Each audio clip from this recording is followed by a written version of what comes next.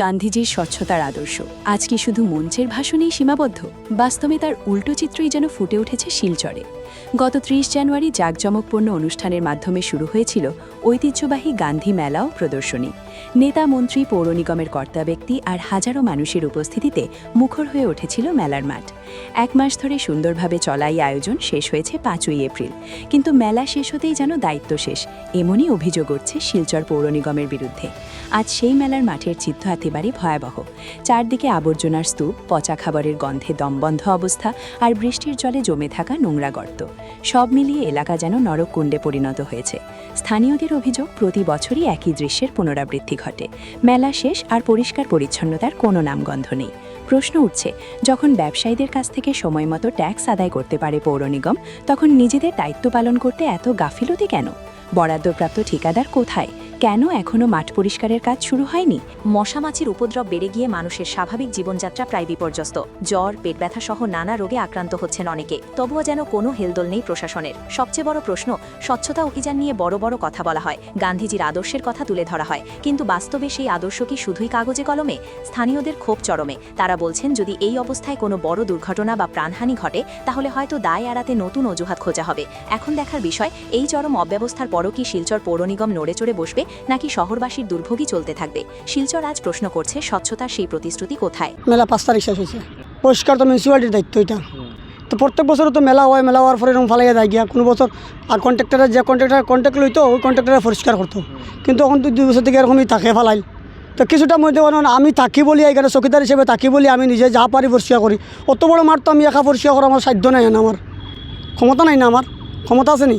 আমার তো টাকা, আমি তো টাকা পয়সাও দেয় না, আমার স্কুল থেকেও দিতে না, বা মিউনিসিপ্যালিটি দেয় না। আমি যে এখানে দোকানদারি করি, মিউনিসিপ্যালিটি আমার থেকে ভাড়া নাই। তারপরে তো আমি তো সাফা করে, তখন আমি তো সাফা করে বুঝা সাফা করাত লাগছি আমি নিজে একলা। মাঠ তো খারাপ, কিন্তু তো তখন না আপনার মাঠ যে এই যে খারাপ আছে, ওই যে মাঠটা তো পুরাই আছে, এখানে গাঁথা আছে, এখানে যে গাড়িয়ে গাঁথা করছে এগুলা। এগুলো মিউনিসিপ্যালিটিতে মাটি ভরাইছে, মাটি মিউনিসিপ্যালিটি ফেলাইছে, আবার গাড়িয়ে গাঁথা করছে। জাবড়াইতে তো মিউনিসিপ্যালিটি পরিষ্কার করতো না, এখনো করছেন না। গন্ধ তো বিরাট গন্ধ, মশা তো অভাব নাই এখন, মশা গন্ধ হয়তো অভাবই নাই দুর্গন্ধর। তার রোগ হইব না নি, এটার পেট খারাপ আছে, এটার জ্বর আছে, এরকম তো আছেই মানুষের হয়তো। কারণ তো এই যে প্রয়োজনে লাগে, ওই তখন এই যে অবস্থা, তখন এই জায়গাটার অবস্থা, তখন আপনি কি পর্যন্ত মশা আছে এখন দিনের বেলা, দেখুন আপনি এটা প্রয়োজন জমি গেছে না কেন? এত জাবড়া পচিয়া, কেউ চকড়া ফসিছে, বাতের মার ফসিছে, কাগজ খের ফসিছে, কত আবর্জনা ফসিয়া এখানে ইহর নষ্ট হয় কেন? আবার গড় হয়তো অত গন্ধ ঠিক আছে না, আমি ঠিক আছে আমি পরিষ্কার করা লাগছি, ওখানে আমি পরিষ্কার করি, আর ওখানে আমি নিজে করি। আর কিন্তু পরিষ্কার করার দায়িত্ব তো মিউনিসিপ্যালিটির। আমি কেন থাকি বলি, আর চৌকিদার হিসেবে আমার মাঠও আসি, গতিকে আমি আমার দায়িত্ব, আমি আমার যতটুকু ক্ষমতা আছে ততটুকু আমি করি। আর দেখো, নিজেও অসুস্থ, একটা সুগারের পেশেন্ট আমি, আরও বাচ্চা কাচ্চার জ্বর, সর্দি, কাশি এইগুলাই দেখা দিছে। কারণ এই সমস্ত জাবরার দুর্গন্ধ, মাঠে জাবরা অবস্থা এটা শোচনীয়। এই জাবরাটা কইতে কইছে ওইটা গান্ধী মেলার থাকিয়া, তো এইটা তো সরকারের নিয়ম না, এইটা পরিষ্কার করতো। এমনি তো সরকার তাকে দেখায় পরিষ্কার পরিচ্ছন্নতা থাকার লাগিয়া, ওইখানে পরিষ্কার পরিচ্ছন্নতা এখানে মানুষ থাকে না। মিউনিসিপ্যালিটি মেলা আনে, আমরা যতটা জানি আর কি, তারা নিজ ইচ্ছায় পরিষ্কার করতো না পাবলিকে করতো? এটা কি হয়েছে, অসুস্থ ঘরে ঘরে দুর্গন্ধে থাকা যান না, জাবরায় তো পরিণত হয়ে গেছে গিয়ারিয়া। এখানে তো লোকজন থাকে না নি, এমনি তো সরকার তাকে কইব যে পরিষ্কার পরিচ্ছন্নতা, ওইগুলো পরিষ্কার পরিচ্ছন্নতা নেই।